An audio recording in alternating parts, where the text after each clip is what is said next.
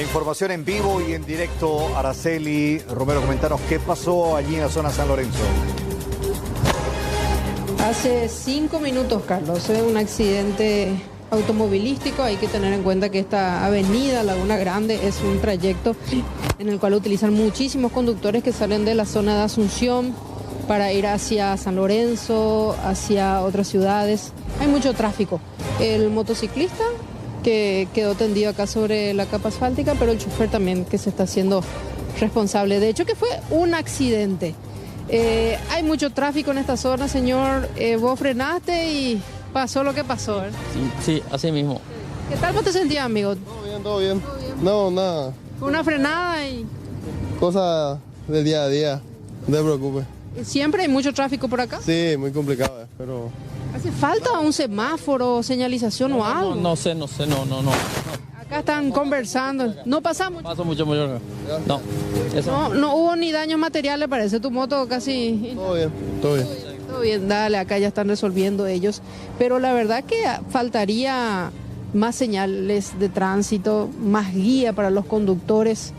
A veces la visualización de los que transitan en vehículos grandes como camionetas no es buena, en el sentido de que si oscurece no hay señalización, hay mucho tráfico de por medio, está esa energía, esas ganas de querer llegar ya a nuestro destino, y suelen ocurrir este tipo de accidentes. Este es un accidente mínimo y dentro de lo normal todo, gracias a Dios, porque sabemos de que puede llegar a ser inclusive mucho peor. Sí, acá se ve mucho combustible derramado sobre esta esquina, y los vecinos también que ya están saliendo, que pudieron ayudar al motociclista para poder también en minutos nada más echarle arena al combustible aquí.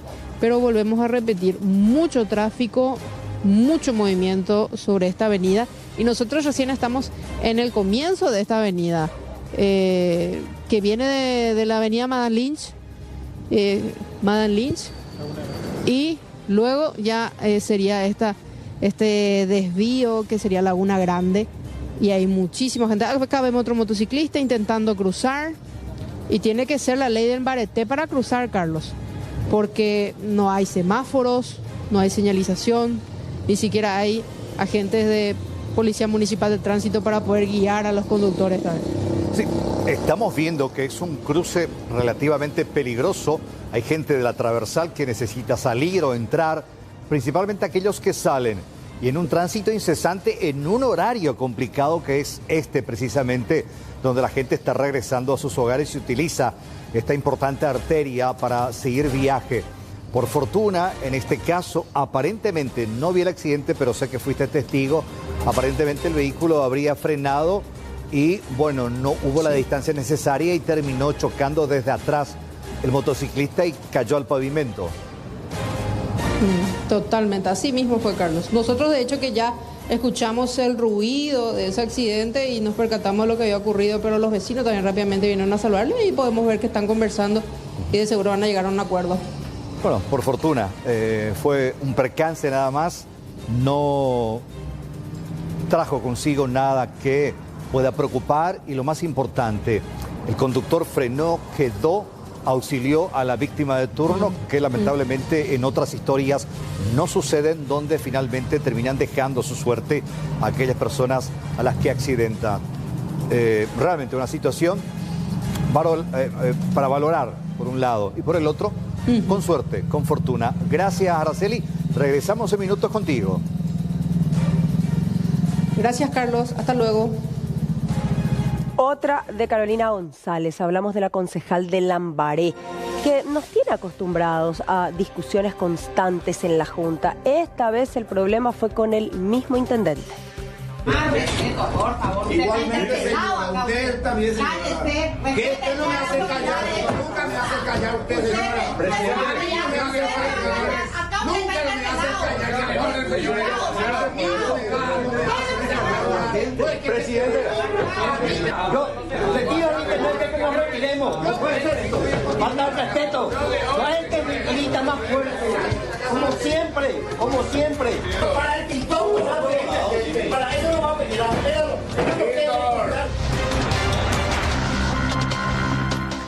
Y en el Alto Paraná un hombre fue señalado de ser el responsable de un robo. Sin embargo, imágenes de un hospital terminaron salvándolo.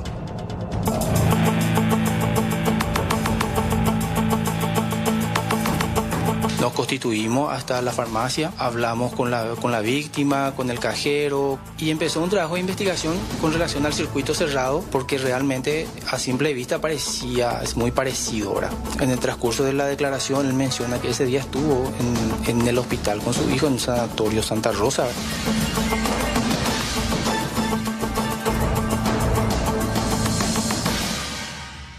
Y otro tema destacado en picada. Estamos hablando de la cotización del dólar que hoy registró el piso más bajo en lo que va del año. ¿Cómo impacta nuestra economía? Hoy todos los detalles acerca de esto y qué dicen las proyecciones de los economistas acerca de cómo estaría comportándose la moneda norteamericana.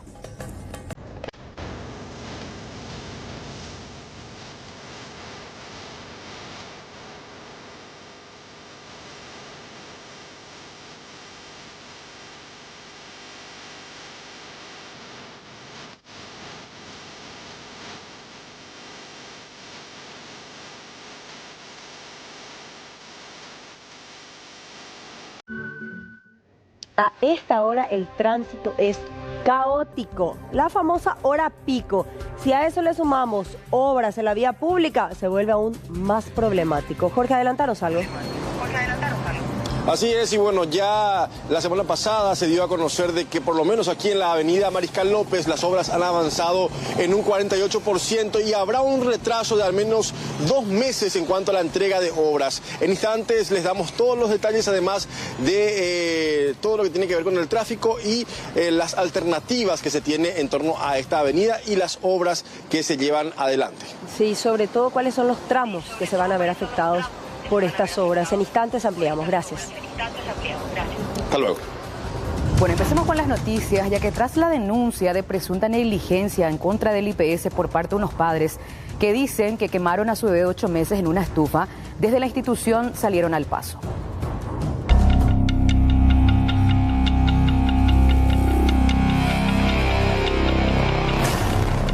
El niño presenta una anomalía del corazón, por lo que ya fue intervenido en varias ocasiones. Durante esta última internación, los padres denunciaron que su bebé sufrió las quemaduras debido a que el aparato fue colocado muy cerca de su cuerpo. Se estaba cocinando vivo él, eso era lo que estaba pasando. Como él está entubado, está sedado, no puede llorar y gritar que le duele. Imagínense lo terrible que fue para mí. Porque como le digo, él no podía pedir auxilio. Y yo me fui y le dije, perdóname hijo, le dije, porque no pude estar cuidándote. Yo te dejé bajo cargo de ellos. Ellos te iban a cuidar, le dije. Y lastimosamente la encontré así. Los doctores respondieron a la denuncia y afirmaron que la condición médica del niño le generó una vasculitis infecciosa, lo que manifiesta estas lesiones en la piel. Evaluamos al pacientito y yo no percibí ningún tipo de lesión que corresponda a quemaduras. Sí tiene unas lesiones eritematosas en la región del tórax y del abdomen, pero que no corresponden a ningún tipo de quemaduras. Más bien parecen de tipo infeccioso. Este niño nace con varias alteraciones congénitas en el corazón que hacen que sean mucho más complicadas. Hoy tiene una importante infección, como dije, que le lleva a muchas manifestaciones clínicas importantes. Entre ellas está la vasculitis infecciosa, que es la lesión en piel que demuestra, es la traducción en la piel de lo que es un proceso infeccioso grave. El IPS inició una auditoría médica y de enfermería para determinar cómo los profesionales procedieron en la atención del paciente. Sin embargo, hasta ahora no supieron explicar por qué solicitaron a la madre la compra de una pomada para tratar quemaduras. Y una familia de comerciantes de Capiatá volvieron a ser víctimas de delincuentes. Esta vez atacaron su camioneta, rompieron el vidrio y finalmente se terminaron llevando dinero en efectivo y también joyas. En menos de 3 meses ya fueron víctimas de un par de ataques. En total ya el botín para los delincuentes, unos 300 millones de guaraníes.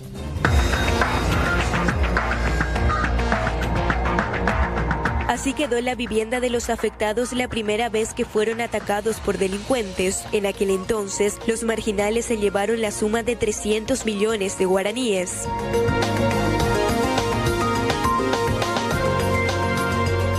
Meses después, tortoleros atacaron rompiendo la ventanilla de la camioneta, logrando llevarse un millonario motín y joyas que tendrían un valor de 20 millones de guaraníes. Es muchísimo, muchísimo. No podemos más. ¿Dónde están las autoridades? No puede ser, es muchísima pérdida. Nosotros ya tenemos miedo que un día venga alguien y nos mate, ya no es justo. Porque, por ejemplo, a ese diputado se le tortoleó, en una semana ya le recuperaron todo y nosotros que somos no sé, es muy injusto que las autoridades así no nos hagan caso. Los afectados alegan sentirse perseguidos y ruegan por mayor seguridad. Tristemente, tras estos hechos delictivos, no encuentran otra opción que mudarse del país. Justo le dije a mi marido, vamos de vuelta a España, acá no podemos seguir, un día de esto nos van a matar. Le dije, nosotros fuimos a España, volvimos y ahora no queremos más estar acá, tenemos miedo. ¿Se sienten perseguidos? Perseguidos, y lo más triste, impotencia, que las autoridades no hacen nada.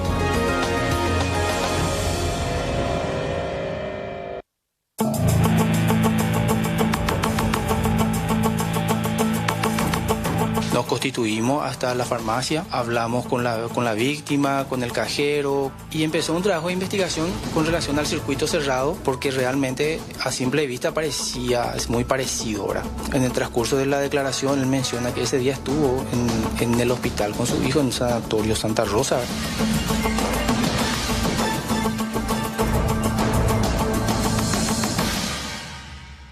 En el barrio Villa Bonita de Villa Elisa, un joven de solamente 17 años fue asesinado.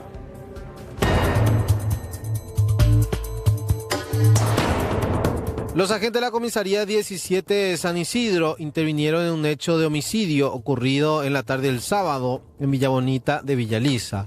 Los testigos refieren que 2 hombres llegaron a bordo de una motocicleta hasta la casa de la víctima, lanzando improperios e insultos contra el ahora fallecido. Este, a su vez, acompañado de otros 2 jóvenes, intentaron agredir a las 2 personas que iban a bordo de la motocicleta. Sin embargo, en una persecución, el que iba en la moto desenfundó un arma de fuego y disparó contra la integridad del ahora fallecido. El hecho quedó registrado en cámaras de seguridad. Una vez llegado el patrullero, ya el cuerpo fue auxiliado por familiares. Es un menor de 17 años, que ya al llegar al hospital ya nos comunicaron que ya falleció el menor. Tiene antecedentes el menor, tiene antecedentes por robo agravado y asociación criminal. Estamos viendo la forma de identificar al supuesto autor. Según vecinos, testigos, los que realizaron el disparo estaban pasando frente a su casa, en donde ellos le gritaron, no sabemos qué palabra le habrá dicho, y se quedaron ahí los que estaban circulando a bordo de la motocicleta, que son 2 personas, y el que falleció y 2 más personas le salieron y hubo un enfrentamiento entre ellos, y en donde el autor del disparo desenfundó el arma y ya realizó el disparo. ¿Ellos eran los que estaban encima de la moto? Ellos son los que estaban encima, ya estaban pasando la casa de la víctima. Y al escuchar el reclamo de uno de ellos, entonces se quedaron en el lugar y hubo el enfrentamiento entre ellos en palabra, y ya también, según vecinos, que esas 3 personas le atacaron la motocicleta con golpe de puño, y en ese interín desenfundó el arma de fuego de la cintura y realizó el disparo. Por su parte, la hermana del ahora fallecido relató que 8 meses atrás, también su hermano de 14 años fue asesinado por integrantes del clan Rotela del Oeste. Mencionan que estos obedecen órdenes directas del sindicato como mano derecha de Armando Javier Rotela. Doble sicariato que fue en Puerto Pabla y tipo que se quedó impune porque esos de los 17 trabajan todos con ellos y nada, no dice nada. Y ahora pasó eso de la moto, nadie no dijo nada, mi hermano sale ahí y le dispara, 2 disparos, pasan los autos, eso nadie no lo quiere alzar, siempre. Y nosotros queremos justicia legalmente para mi hermano, para que no se quede impute. Y vamos a mostrar todos los videos y todo. ¿Tu otro hermano cuándo fue asesinado? Hace 8 meses recién, Clan Rotela del Oeste. Esos son. ¿Usted le reconoce? Le reconocemos Rubén Nambi y Lucas Genes. El joven de 17 años contaba con antecedentes, también la hermana del ahora fallecido. Las investigaciones apuntan a un enfrentamiento entre grupos criminales de la fracción Clan Rotela y el PSC.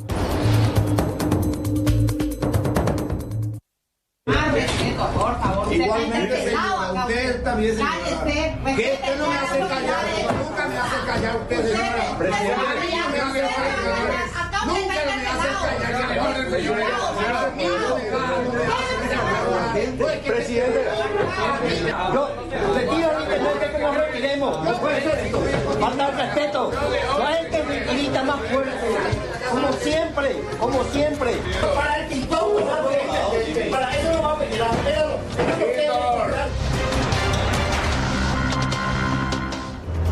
Y prácticamente después de 6 años de su ejecución, hoy arrancó, después de muchos recursos dilatorios, el juicio oral y público para los procesados en una de las causas más emblemáticas en cuanto a la lucha contra el tráfico internacional de drogas. Estamos hablando del caso a ultranza Paraguay. Ahí vemos justamente al fiscal Denis John Pack, el fiscal acusador en este proceso investigativo. Y de a poco iban ingresando los abogados defensores, algunos abogados privados, otros particulares, otros de la defensa pública, para participar de este juicio oral y público encabezado por un tribunal de sentencia integrado por María Luz Martínez, Dina Marchuk y Federico Rojas. 18 son los acusados que están afrontando este enjuiciamiento público. Los 18 participan de manera telemática. ¿Esto cuándo va a continuar? El lunes 14 de julio, a partir de las 8 de la mañana. ¿Qué pasó hoy? Por sobre todo, las distintas defensas plantearon incidentes y en algunos casos inclusiones probatorias. También la Fiscalía presentó un recurso de inclusión probatoria. Estas imágenes de archivo obviamente nos muestran los distintos operativos ejecutados por tanto la Fiscalía como por la Agencia Antidrogas, SENAD, en el 2019. ¿Quiénes son los acusados? Los 18. Pasamos a mostrarles. A ver, uno de los líderes, alias Tío Rico, Juan Carlos Osorio, exdiputado, Luis Fernando Cebriano González, José Alberto Insfrán, el pastor, Conrado Ramón Insfrán, hermano del pastor y también de alias Tío Rico, Alberto Coube Ayala, un empresario, María Noelia Colmán, Fátima Coube Ayala, Rodrigo Montalva Agüero, María Virginia Araki, José Enrique Gamarra, Reina Mercedes Duarte, Jocelyn Odorico, María Natalia Aranda, también Luis Iván Estigarribia, Aníbal Estigarribia Casco, Alexis Vidal González y Magno de León Villalba. De toda esta estructura, falta todavía detener al principal, que es Sebastián Marced, cuya esposa también ya está detenida en la cárcel militar de Viñascue. Estamos hablando de Gianina García Troche. En un momento dado también tendrá que sentarse en el banquillo de los acusados y se está aguardando la extradición, mejor dicho, de José Estigarribia, quien hace algunos días fue detenido en Dubái. Pero para refrescar un poco más la memoria acerca de este caso emblemático, repito, en cuanto a la lucha contra el tráfico internacional de drogas. A ver, los bienes incautados: 71 inmuebles, 30 camiones, 41 tractores, 13 avionetas, 6.000 cabezas de ganado, 48 motos, 27 autos de alta gama, 9 máquinas agrícolas y 7 embarcaciones, y no está de más recordar que también un complejo deportivo y un hangar fueron incautados. Todo esto está en poder, está siendo administrado en realidad por la Cenavico. Repito, este emblemático juicio. Trágico fin de semana, se registraron varios accidentes de tránsito con fatalidades y uno de los casos, vamos hasta la zona de Areguá. Fíjense el momento en el cual una camioneta que circulaba a una excesiva velocidad invade el carril de las motociclistas. 2 mujeres fallecieron en el acto, se las llevó por delante. Aparentemente, según testigos, según gente que observó el hecho y estuvo en los primeros momentos de la intervención, el conductor daba señales notorias de que aparentemente estaba sobreestimulado. Consumo de bebidas alcohólicas inicialmente es la presunción. Como consecuencia no se salvaron estas mujeres y escuchen bien, los familiares ahora exigen justicia porque temen que el caso quede impune. Luego de impactar inclusive contra las mujeres, el conductor de esta camioneta fue a parar contra una columna. Estamos hablando también de un tremendo daño material. Una imprudencia total de la persona que vino a ocasionar el accidente. Dejó familias destrozadas, dejaron una de las fallecidas, dejó 2 hijos huérfanos gemelos y realmente ellos acá estaban compartiendo la familia y las 2 personas, las 2 chicas, Yanina Mereles y la señorita Ruth, salieron en dónde no sé, pero sí tengo conocimiento de que se fueron a buscarle a otra amiga y de venida fue que pasó este accidente. La camioneta estaba viniendo a gran velocidad, quiso ya bajarse la banquina, pero ya no le dio tiempo por la gran velocidad en la que estaba viniendo esta persona imprudente, inconsciente. ¿Ustedes tienen el nombre de la persona? Sí, nos informaron que se llama el señor Ezequiel Romero y realizaron lo que sería la prueba y en el mismo momento salió positivo. Ya luego con el correr de las horas tuvimos la información de que eso fue modificado y salió negativo, cuando se verificó en el momento que sí salió positivo. Para la familia no existen dudas de que en un primer operativo, en un primer procedimiento de la policía, al soplar, el hombre identificado como Anthony Ezequiel Romero Paredes dio positivo a la prueba del alcotest, pero eso finalmente no figuró en el informe policial que lo favorece ante el Ministerio Público. Es finalmente la fiscal Liz Medina quien va a determinar las responsabilidades y en principio lo imputaría por homicidio culposo. En la siguiente historia, la enfermedad de su hija lo salvó de ir preso, literalmente. Elba nos cuenta la historia, adelante. Buenas noches, Carlos. Este caso le estamos dando seguimiento en este momento a un caso bastante llamativo de un vergonzoso error de la policía y la fiscalía aquí en Hernandarias. En este caso, la policía y la fiscalía cometieron el error de involucrar a un padre de familia en un asalto millonario a una farmacia que sucedía el sábado en horas de la noche, prácticamente 18:30, 18:50 horas ocurría este mega asalto e involucran a un padre de familia sin las informaciones certeras y técnicas. Finalmente el fiscal que pidió la detención de este hombre, de Pedro González, levantó este pedido de detención y vamos a escuchar lo que decía el fiscal Miguel Figueredo esta tarde.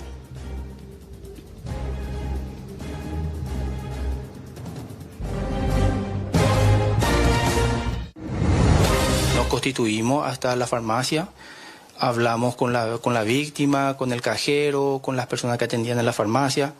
En ese instante le trajimos aquí hasta el Ministerio Público, tomamos la declaración y empezó un trabajo de investigación con relación al circuito cerrado de la farmacia que fue proveído por la propietaria. Entonces la policía me envía un informe donde les indica como supuesto actor a este señor Pedro Manuel González, ¿verdad? Porque realmente a simple vista es muy parecido ahora. Bueno, se libró la orden de detención ese mismo día.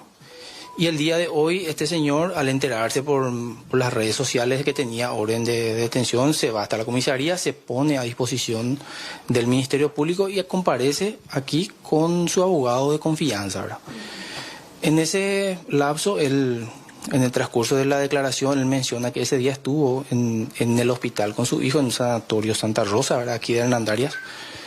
Entonces, en atención a eso, yo me constituí personalmente con un funcionario del Ministerio Público hasta el sanatorio, donde fuimos atendidos de buenísima manera, se pusieron a disposición y verificamos el circuito cerrado del sanatorio y se ve efectivamente a esta persona que se encontraba con su hija y con su señora en el hospital.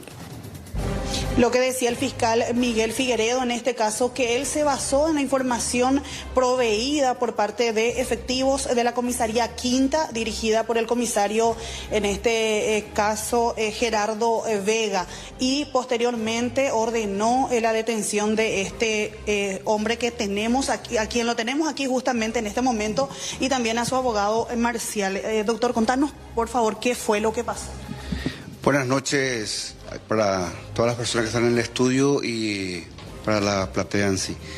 Y bueno, esta mañana me llama el señor Pedro González a las 9:30 más o menos y me dice de que le estaban involucrando en un asalto de la farmacia que ocurrió el sábado en la farmacia de Hernandarias.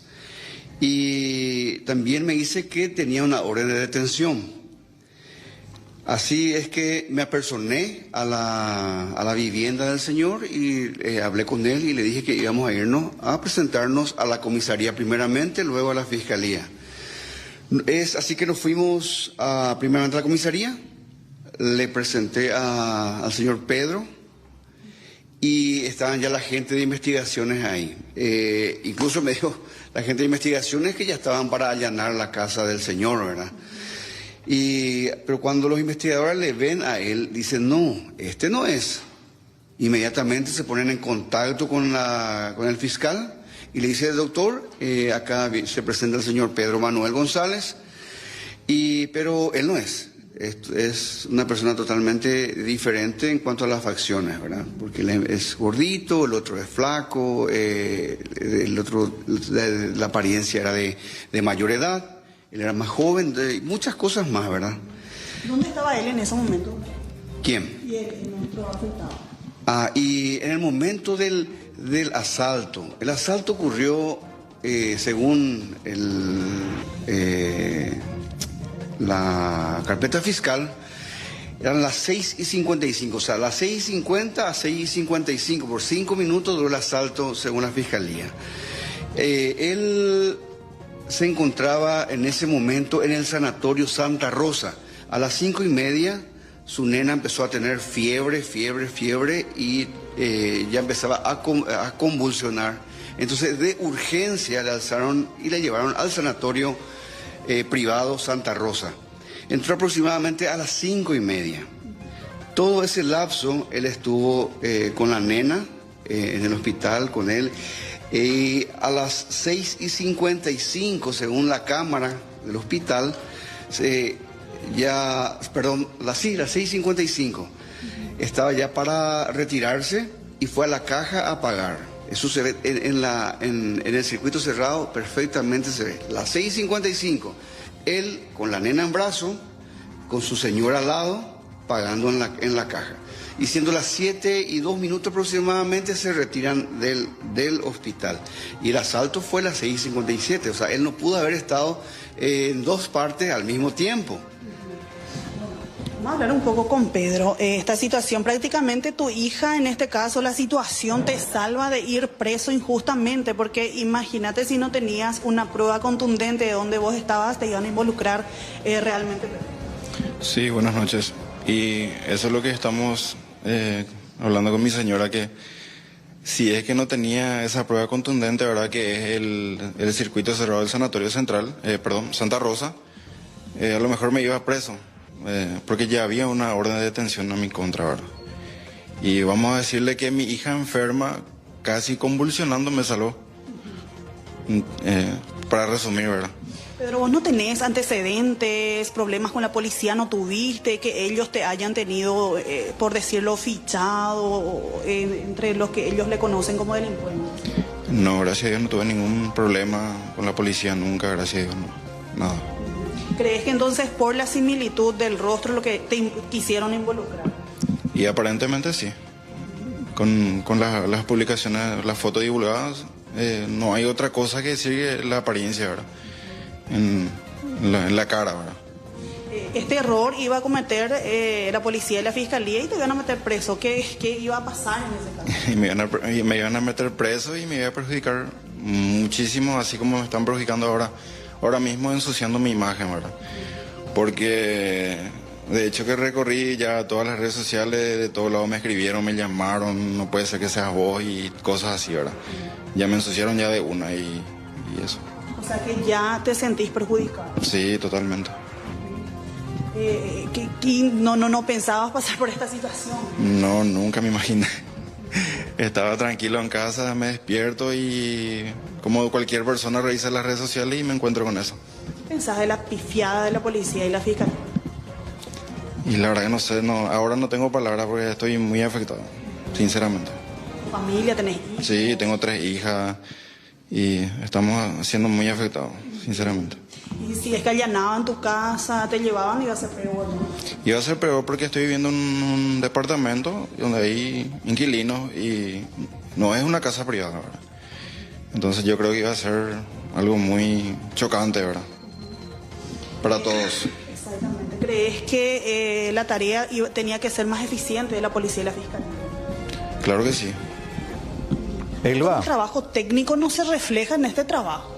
Y mira que, bueno, no sé sinceramente si realmente hubo una investigación a profundidad, porque cotejando, acá nosotros mismos, cotejando las fotos de Pedro González y del delincuente, perfectamente uno se da cuenta que no es la persona.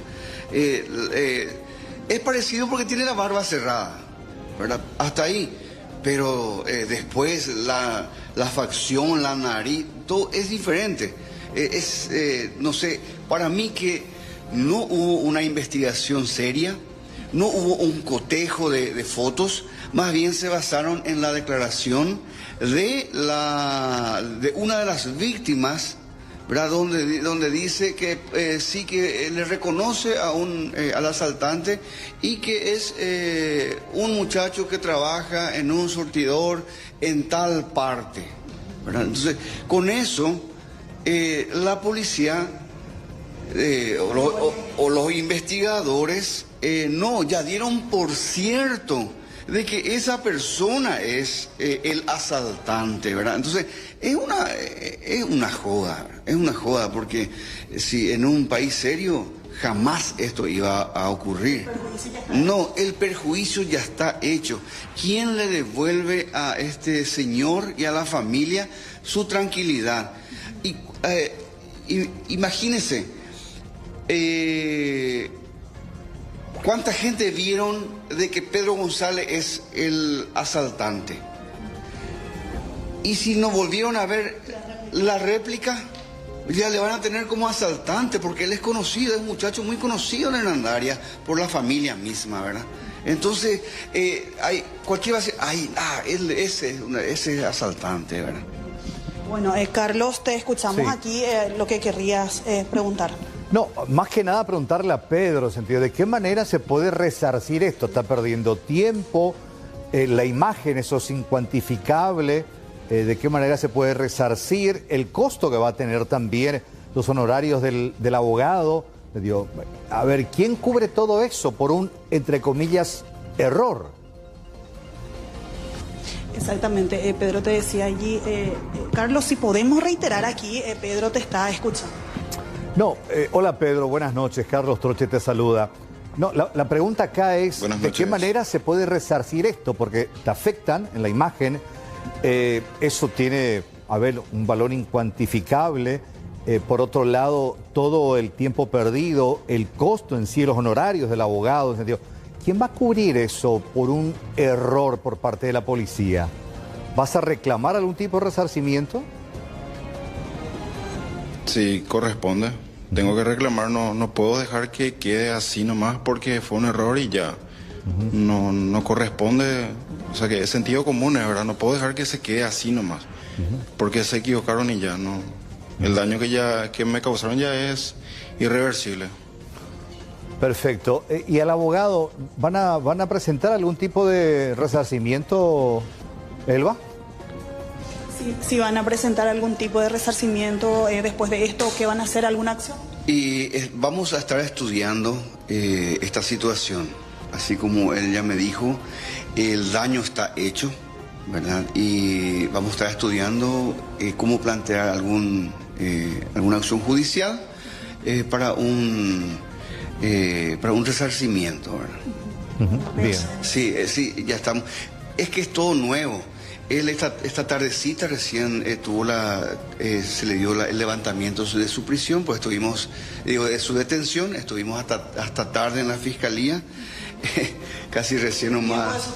Sí, sí, así mismo, un día prácticamente detenido, ¿verdad? Y estamos todavía con la mente de la fiscalía y vamos a estar analizando qué acción tomar. Bien, perfecto. Bueno, amerita, creo, una acción, Carlos, y televidentes en esta situación, porque por similitud no nada más cualquiera puede ir, en este caso, preso aparentemente, con el accionar de la policía y la fiscalía de manera tan irresponsable. Gracias, Elba. Buenas noches. Gracias también al entrevistado y al abogado. Gracias a ustedes. Es muy probable que el miércoles se analice nuevamente por una propuesta que hizo la senadora Blanca Ovelar, si es que vamos a volver al horario de verano y de invierno.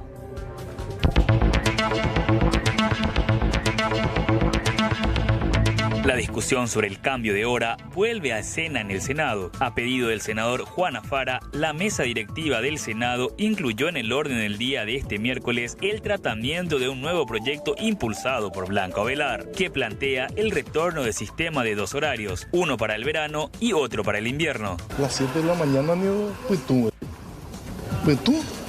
tenés que ir para Caraguabe.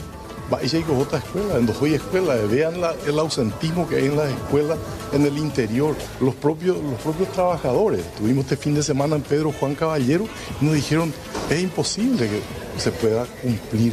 Nosotros nos dificulta demasiado. No vamos luego a poder equilibrar, pero nadie se va, de noche se van, las personas grandes se van al turno nocturno y a las universidades, que siempre fue así, ¿verdad? Pero mientras el legislativo se prepara para debatir la propuesta, desde Honor Colorado analizan otra vía. Según confirmó el senador Natalicio Chase, el oficialismo baraja la posibilidad de establecer el horario escalonado por decreto, una decisión que quedaría en manos del Poder Ejecutivo. La gran parte de por lo menos de nuestra bancada habla de que el Poder Ejecutivo tiene la potestad de, a través de un decreto, establecer el horario escalonado. Entonces el cambio de horario sería una rutina que no afecta prácticamente, si el decreto puede cambiar ya el horario de ingreso de la función pública y también de las escuelas y colegios del Paraguay. Entonces, ese es el análisis que se está realizando. Todavía no hay una posición formada porque la reunión es mañana sobre el punto. Durante la sesión anterior, algunos senadores plantearon reconsiderar el horario diferenciado, argumentando que la eliminación del cambio de hora fue un error que afecta a toda la población, especialmente a quienes viven en el interior del país.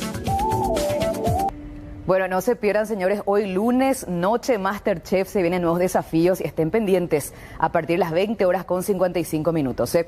Bueno, seguimos con más noticias y hablemos a continuación de la detención del principal sospechoso de la muerte de este joven, que desapareció, al menos fue reportado inicialmente como desaparecido en el mes de diciembre del año 2023. Mucho tiempo después trascendió ya la noticia de que lo asesinaron.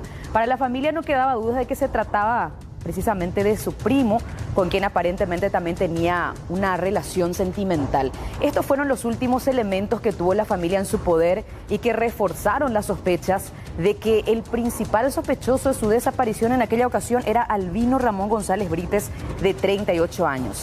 Un poco después ya se daba esta novedad, un año después prácticamente, referente al hallazgo de los restos de alias J. Así se lo conocía cariñosamente Juan Ramón Vera Franco, luego de una exhaustiva investigación, lograron llegar hasta las personas que habrían participado en cierto grado en este crimen, escondiendo el cuerpo, enterrando y desenterrando, pero como principal sospechoso de la autoría material se lo tenía Albino Ramón González Brites, de 38 años, por estos elementos que estamos viendo. Fíjense la fecha, 12 de diciembre, la última vez que justamente se lo vio con vida a Jota. Y de acuerdo a las investigaciones que en ese momento estuvieron encabezadas por la propia familia para recabar este video, se pudo tener la información de que Jota estaba en ese vehículo, porque después también él compartió esa fotografía que ya veíamos. La novedad es la siguiente, es la que están viendo justamente en la fotografía. Finalmente la captura de Albino Ramón González Brites, de 38 años, alias Albi, ya en territorio boliviano. Del Chaco escapó directamente hacia Bolivia, estuvo migrando por territorios, por provincias y finalmente terminó cayendo en el departamento de Chuquisaca. Mediante la información que compartieron los pares de Interpol entre Paraguay y Bolivia, se pudo concretar esta detención. Vamos a escuchar lo que decía la hermana de Jota, que desde el primer momento estuvo al frente de los reclamos, los pedidos, las investigaciones para poder tener información. Esto es lo que decía Lourdes Vera. En diciembre ya se hizo el tema del luminol en ese vehículo y se había encontrado lleno de sangre humana, ¿verdad? Que dio positiva sangre humana a ese luminol. Y después el fiscal Velázquez no le había imputado en ese entonces a Albino. Pasaron muchas cosas en ese trayecto y tuvimos que recusarle a Velázquez porque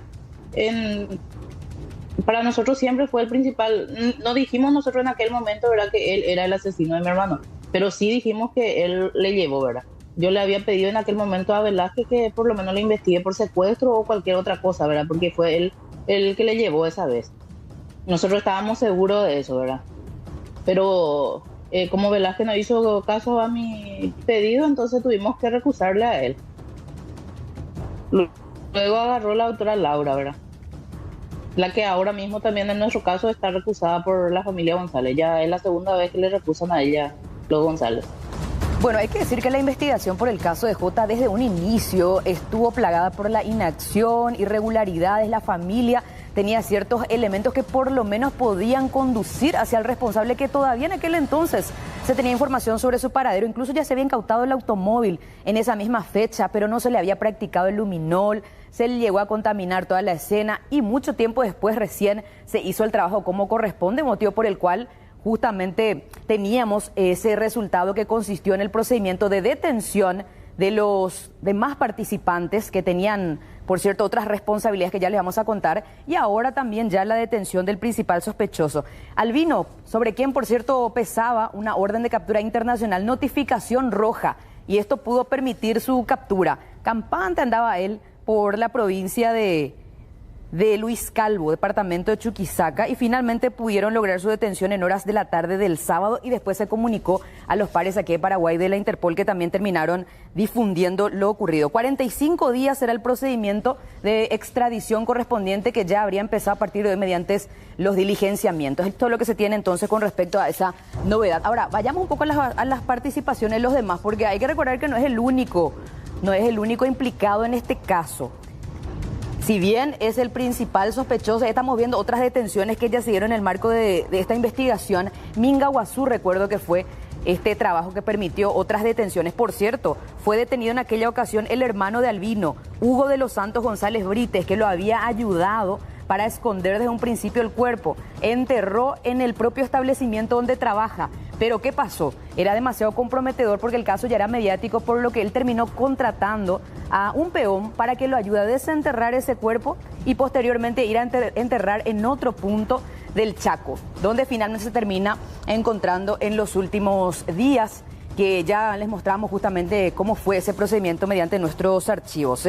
Vamos a nombrar, por cierto, también a Mario Andrés Carvalho Rojas mediante él, mejor dicho, fue posible conocer las participaciones, porque él cantó todo. Una vez que se lo detuvo, dijo, sí, a mí me contrataron para desenterrar el cuerpo, hice tal y tal cosa, y finalmente también quedaron ligados a la investigación los demás. Ahí está, Bernardo Ramón Gavilán Bejarano, Mario Andrés Carvalho Rojas, Hugo de los Santos González Brites. Y ahora vamos a escuchar lo que decía Juan Carlos Basualto. ¿Quién es él? El director de Interpol Bolivia, referente al trabajo que hicieron para la detención de Albino.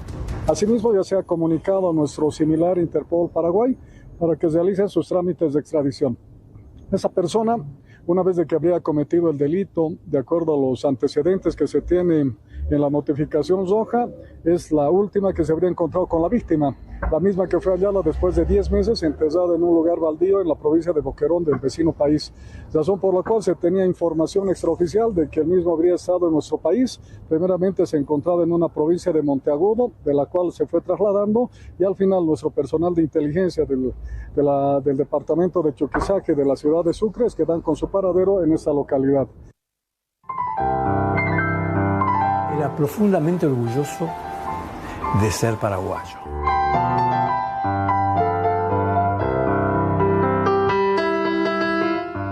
En nuestra casa la religión es la música. Papá siempre decía, hay que documentar, y él documenta en música esa tradición. Pero sin duda la obra que marcó su vida fue Galopera.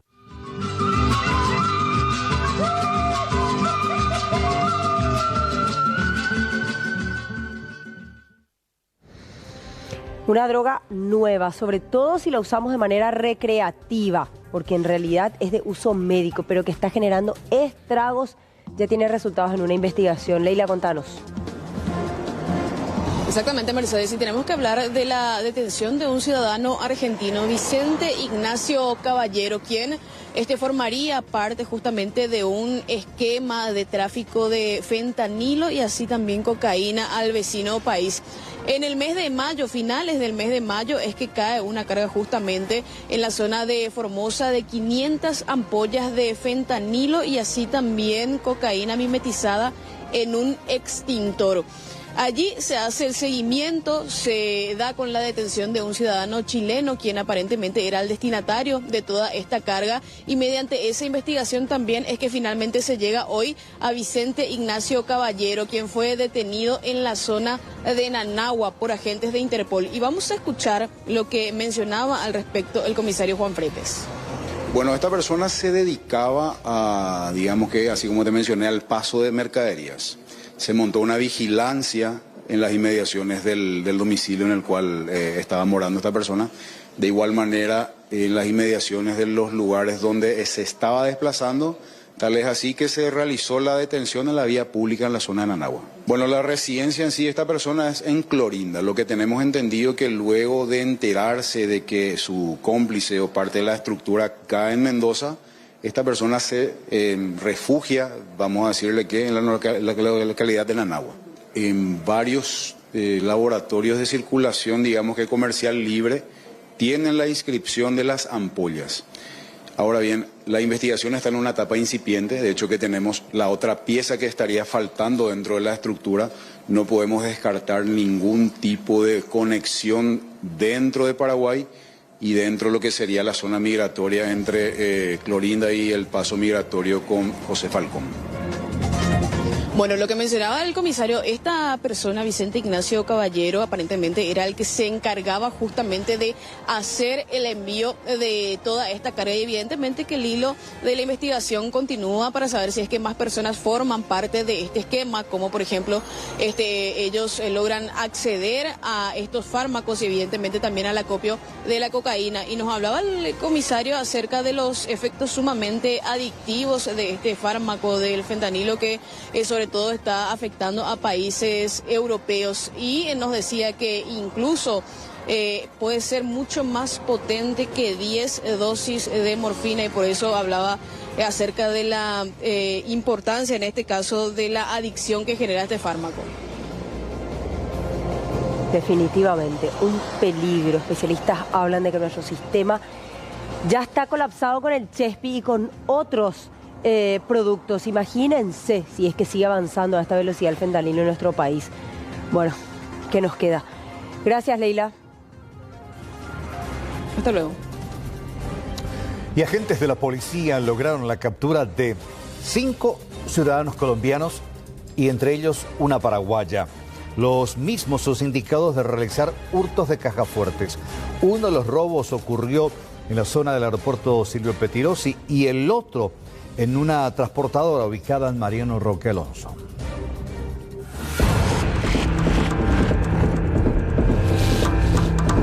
El primer atraco perpetrado por esta banda fue el 30 de junio del 2025. En aquel entonces se robaron una caja fuerte y computadoras del interior de la oficina de una compañía aérea ubicada en el Silvio Pettirossi. Se llevaron 6 millones de guaraníes y varios dólares americanos. El segundo hurto fue el 2 de julio en Mariano Roque Alonso. Actuaron de la misma manera. Ingresaron a la empresa de transporte y forzaron la caja fuerte para llevarse aproximadamente 300 millones. Nosotros, a través del trabajo técnico, identificar a una persona de nacionalidad paraguaya. Tras ese seguimiento ya pudimos identificar a los demás integrantes del grupo, que serían extranjeros de nacionalidad colombiana. En hora de la siesta ingresaron al aeropuerto, bajaron del vehículo justamente de esta paraguaya, ingresaron al interior de la oficina, en una oficina del aeropuerto, de ahí llevaron una caja fuerte y llevaron varias computadoras. La paraguaya detenida fue identificada como Irma Isabel Ojeda Núñez. La misma cuenta con antecedentes y era la encargada de armar el plan logístico de los colombianos para perpetrar los millonarios hurtos. Ella capta, tiene contacto con gente extranjera, vienen acá al país, ella los colocan en algún alquiler y de ahí ella es la que se va y hace el desplazamiento con ellos acá en Paraguay. La investigación continúa, seguramente que con el estudio técnico de varias cámaras que nos faltan todavía ver, vamos a identificar si hay alguna persona ahí que fue cómplice de ello. No se descarta que empleados de ambas empresas estén involucrados. Bueno, y un tema que preocupa a muchísimos jubilados. ¿Qué está pasando con el dinero del IPS? El temor está en torno a que ya no existan fondos para que los jubilados cobren lo que les corresponde mes a mes. Hay mucho temor porque se generen en principio atrasos y por otro lado prácticamente un vaciamiento de los fondos que corresponden a sus salarios. Se manifestaron esta mañana ante la preocupación de las cifras en rojo del IPS. Se manifestaron frente a la Contraloría exigiendo una auditoría exhaustiva y a la vez ofrecen realizar el trabajo de manera totalmente gratuita, con foco en las áreas críticas del manejo financiero y el uso de los aportes. Y fíjense este dato, en la última semana, desde el propio IPS confirmaron que se aprobó que 67.9 millones de dólares de ingresos acumulados hasta el 29 de mayo en concepto de rentas de propiedad sean utilizadas para pagar las jubilaciones, debido a un déficit de 30 millones de dólares.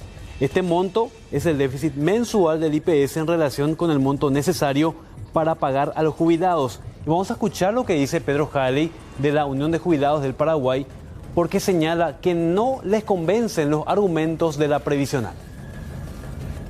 Está encaminado hacia lo que nosotros queremos saber, números claros, saber si hay pérdida, no hay pérdida, hay uso de reservas, se usa alquileres nomás, hay un descalce de cajas nomás, porque hoy los mensajes que recibimos como jubilados y como sociedad del IPS son contradictorios.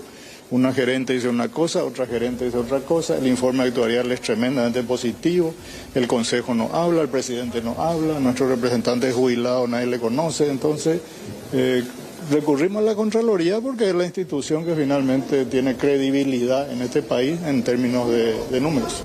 Bueno, también acompañó esta protesta a una diputada, en este caso Rocío Vallejo, que también participó en esta reunión con la Contraloría, donde este ente prometió hacer los análisis correspondientes para ver qué es lo que pasa. Señalaba la diputada Vallejo, se tienen que tomar medidas urgentemente para evitar que en el IPS ocurra lo mismo que en la caja municipal.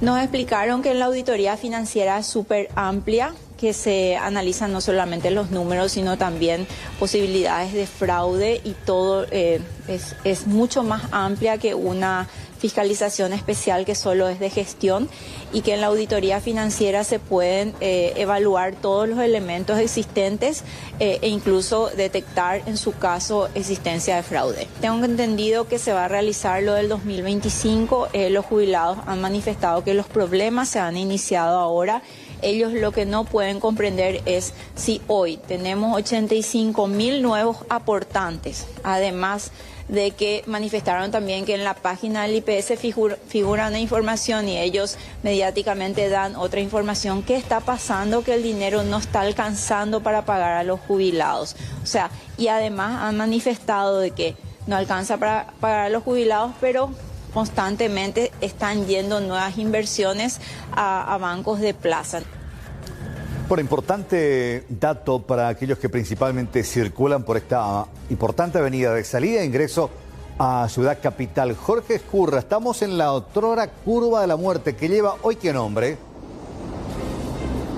Exactamente, estamos en la avenida Mariscal López y casi, en este caso, Santa Teresa, que es la zona denominada Curva de la Muerte. Las obras en cuanto a la avenida Mariscal López continúan exclusivamente por ahora en el carril de acceso a Asunción. Hablamos del carril que viene de San Lorenzo rumbo al microcentro capitalino. Esta vez se da el cierre desde esta calle A. González, A. González, así es como figura justamente, está incluso en el GPS.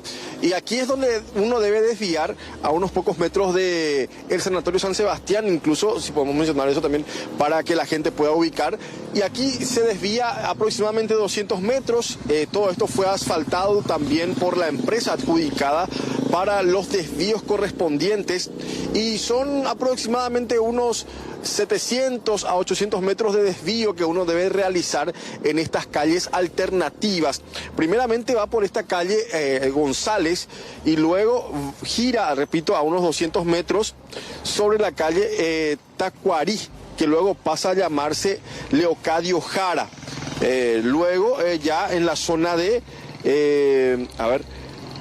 Paraguarí se llama la calle, para retomar nuevamente la avenida Mariscal López. Repito que son aproximadamente 700, 800 metros lo que uno debe de desviar por ahora mismo, teniendo en cuenta de que se ha ya cerrado este tramo y ya se han colocado también estos, lo que va a ser parte del alcantarillado o la canalización de desagüe pluvial para este sector, porque recordemos que uno de los puntos principales que se está trabajando para poder solucionar es el tema de los raudales, que con cada lluvia, lastimosamente, esta transitada avenida se destruye, y es por ello que la empresa Tecnoedil, que fue la empresa adjudicada el año pasado, están trabajando para poder realizar estos trabajos de desagüe pluvial sobre esta importante arteria que hoy forma parte inclusive de la ruta D027, la ruta departamental D027, y bueno, se une con la ruta 1 recién en la zona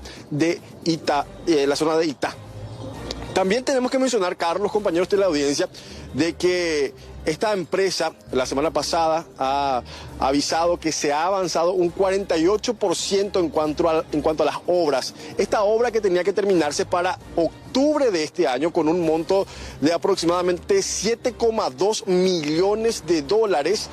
Finalmente, debido a las lluvias y otros factores, se tuvo que ampliar el periodo de entrega para diciembre. Por ahora, entonces, la entrega de la obra será para diciembre, según la empresa Tecnoedil, que es la empresa adjudicada para esta enorme obra que se está realizando en la zona de Fernando Lamora, San Lorenzo, y también parte de la capital en torno a esto que tiene que ver con la avenida Mariscal López. Bueno, excelente. Principalmente para aquellos que circulan habitualmente para ingresar a Ciudad Capital y para retornar obviamente hacia la zona de San Lorenzo y otras ciudades, a tener en cuenta. Estas obras continúan, ya hace varios meses que están precisamente mermando en cuanto al tránsito, en cuanto al tiempo y a estas calles hoy alternativas que permiten desviar este sector. Jorge, gracias por este reporte. Buenas noches. Buenas noches, hasta luego. Vamos a hablar de lo que está pasando en el Chaco paraguayo con esta propiedad privada que, según la denuncia, sufre de invasión, pero para un objetivo en particular: talar Palo Santo.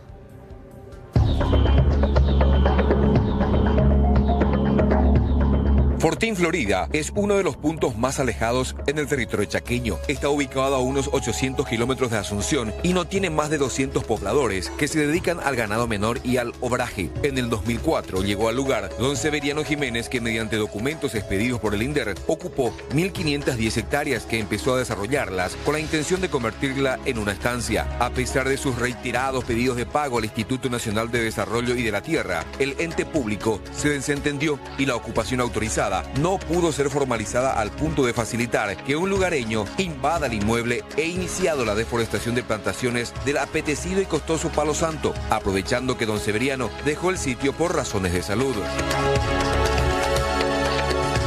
Ingresa en el campo mientras don Severiano estaba con tratamiento médico en Asunción, entra y se apropia del terreno, ¿verdad? Nosotros, de las 1.500 hectáreas, echando su casa, su rancho, porque es una estancia formada, todo con piquetes, generadores eléctricos, tajamares, todo. Nosotros hicimos la denuncia fiscal, nos fuimos con la fiscalía, el fiscal Fidel Godoy se fue en su momento, que ahora ya no está más en Puerto Limpo, y él pudo constatar, tenemos el acta donde se pudo constatar de que se echó la casa de don Severiano y que robó cosas de don Severiano y puso en su nuevo rancho dentro del campo y hizo una deforestación de 3 hectáreas. Según el abogado denunciante, la Fiscalía y el MADES constataron el ingreso ilegal a la antigua ocupación y la deforestación del Palo Santo. Esta situación fue comunicada incluso al presidente del INDER, quien conoce la zona hasta donde viajó para entregar títulos de otras propiedades que fueron revendidas.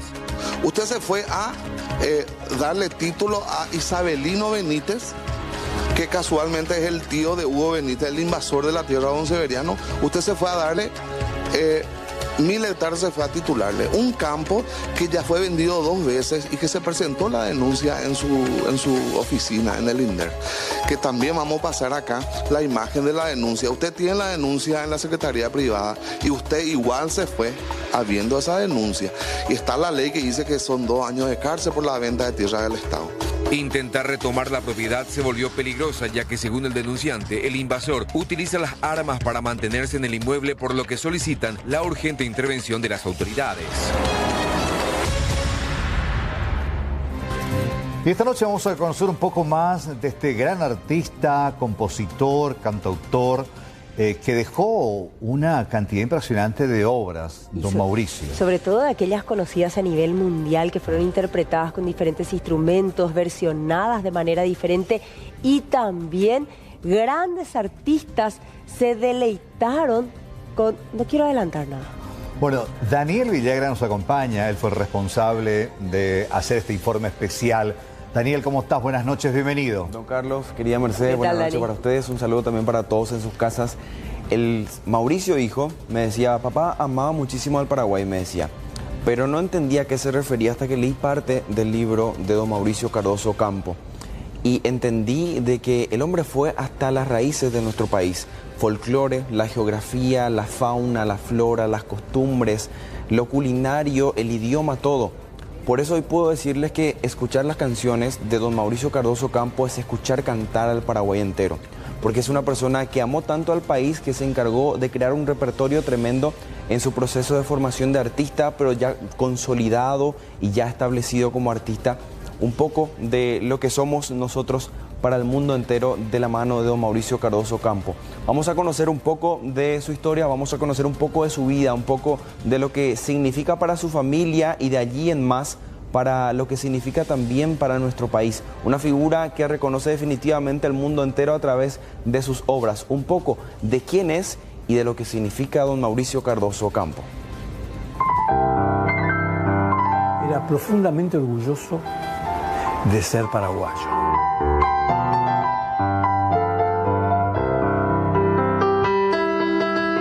En nuestra casa la religión es la música. Papá siempre decía, hay que documentar, y él documenta en música esa tradición. Pero sin duda la obra que marcó su vida fue Galopera.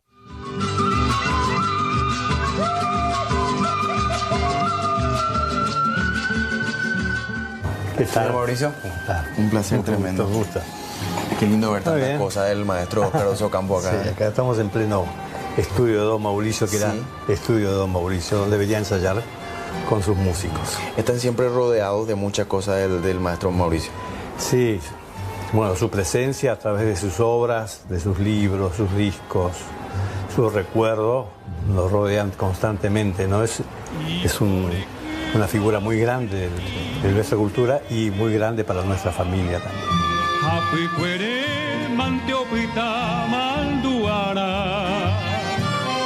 Teníamos cuadros de músicos en nuestra habitación, Bach, Beethoven, todo eso. Y entonces, sin decirnos nada, nosotros teníamos ese impulso de dedicarnos a la música, ¿no? El ambiente los llevaba al... El ambiente totalmente, sí. Siempre estamos rodeados de artistas, de cantantes. A casa venían bailarines, poetas.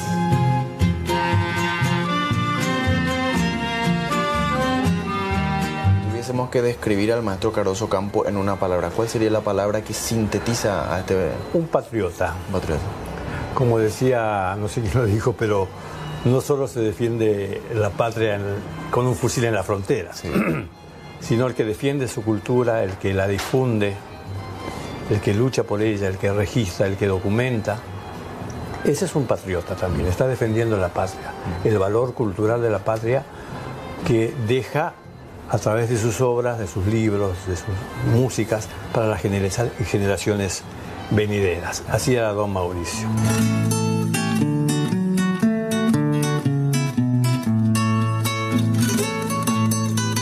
En su tarea de defender la patria, don Mauricio Cardoso Campo halló la inspiración en su madre, para quien compuso Yesemipona.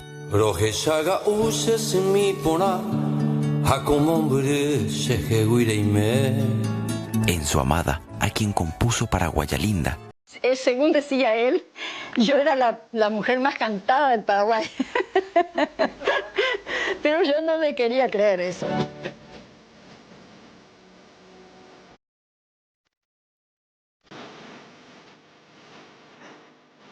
Y en El hombre del campo, que lo inspiró a escribir Xococue Querabotu y Xococue Purajei.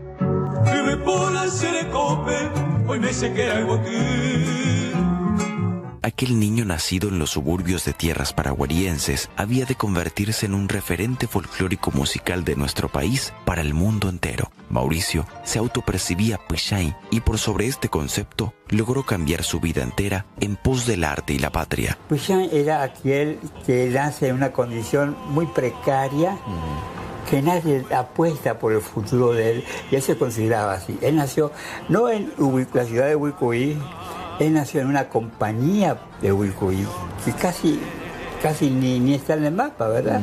Alejada, un pequeño pobladito dependiente de Uicuí, Uicuí Punta se llama. Después aparecieron músicos, a él le gustaba la música, empezaba a tocar guitarra, después apareció un flautista muy famoso que fue uno de sus genios, Eloy Martín Pérez, un flautista muy importante de Paraguay, y él quedó prendado de eso.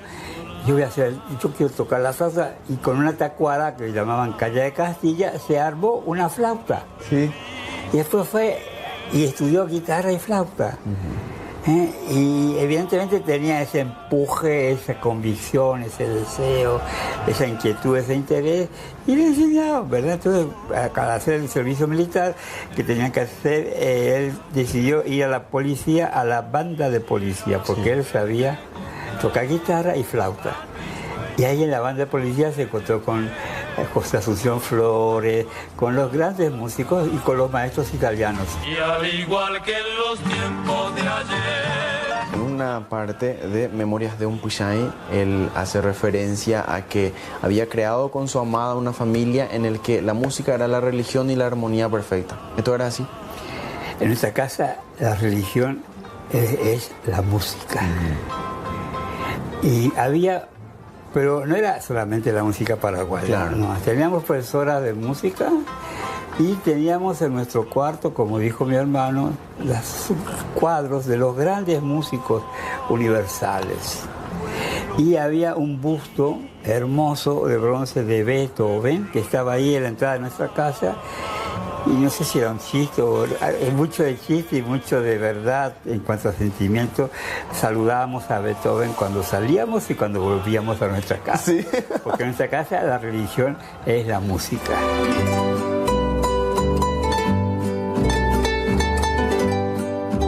Aparatoso accidente de tránsito que se produjo en horas de la tarde, Paraguarí y Azara específicamente. Y este es el momento en el cual una ambulancia que transitaba sobre la calle Paraguarí cruza Azara. Azara es la preferencial, pero indican que él venía al menos con la sirena encendida, según el testimonio de varias personas. Conocido negocio clásico, histórico de nuestra ciudad capital, es el que se lleva la peor parte porque sufre daños en su estructura. Fíjense cómo se salvan tanto las cajeras como otras funcionarias. Dentro de la camioneta afectada iba el conductor y una mujer embarazada que fue rápidamente asistida por los bomberos. Sin embargo, su herida no reviste gravedad y no hubo daño en la criatura, al menos según el primer reporte inicial de los bomberos que la asistieron. Nosotros conversamos con el propietario del local afectado. 4 accidentes ya en los cuales termina dañándose la estructura de su negocio, pero también por semana se registran varios otros siniestros a raíz de la inconsciencia al extremo. Don Boris, esta esquina es muy peligrosa. ¿Cuántos accidentes ya sufriste vos como comerciante? Bueno, yo estoy hace 29 años acá y en este lugar ya entraron 2 veces, exactamente así, pero la última vez fue con la puerta cerrada y rompieron la puerta de metálica, todo eso. En aquella puerta, mira, entraron una vez también, una vez chocó un colectivo y esa es la 4ª vez. ¿Cuarta vez? 4ª vez. Y acá en la esquina el señor que vendía churros, ¿verdad? Le atropellaron y perdió una pierna. Sí, recordamos ese caso. Entonces... ¿Cuál es el problema? ¿Imprudencia, señalización? Bueno, por Azara la gente viene muy rápido.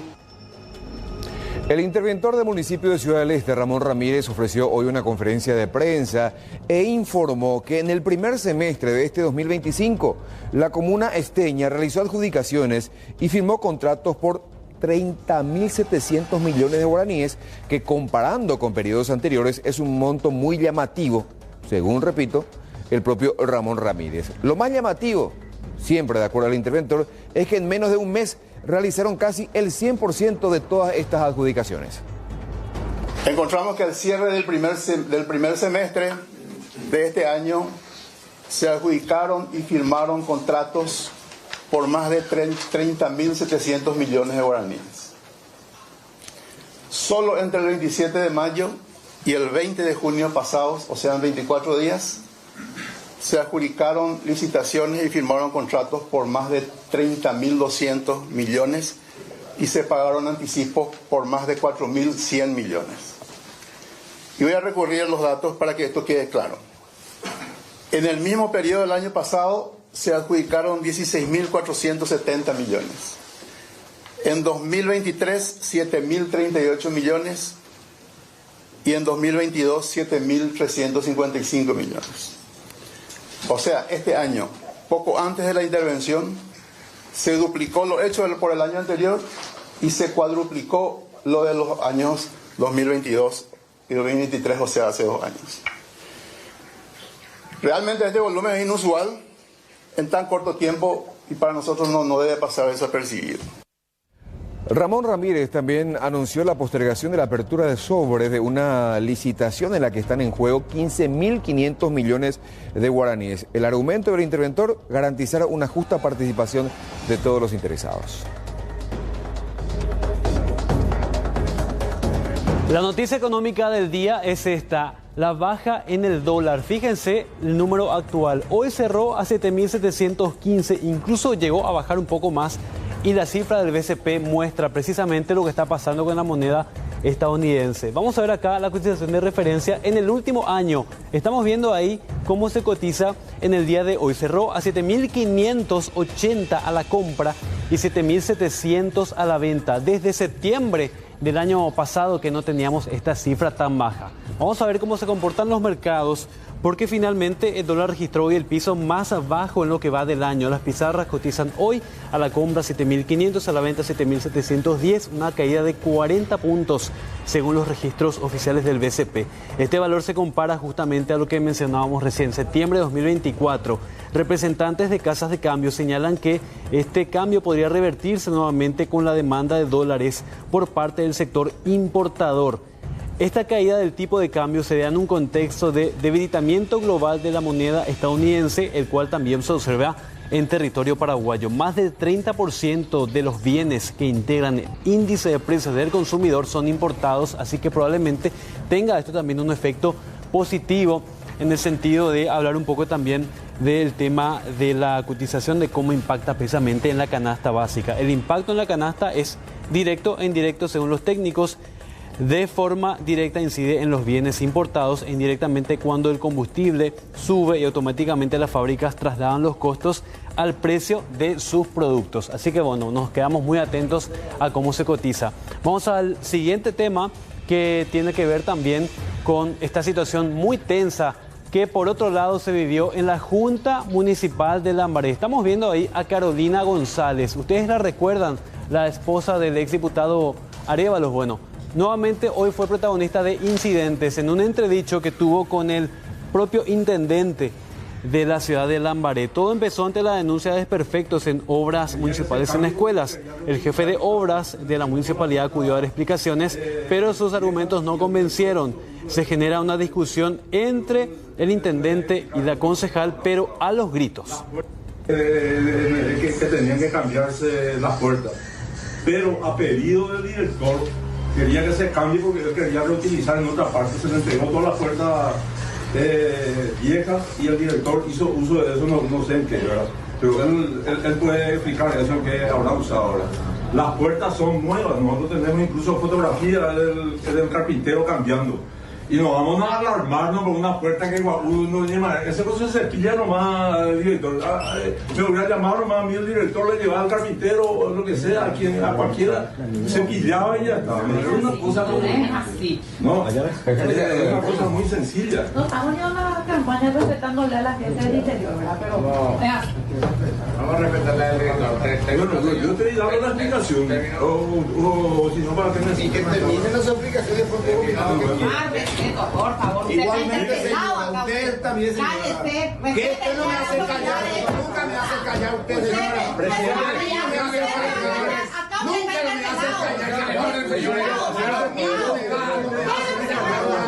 Presidente, yo le pido al intendente que nos retiremos. No puede ser esto.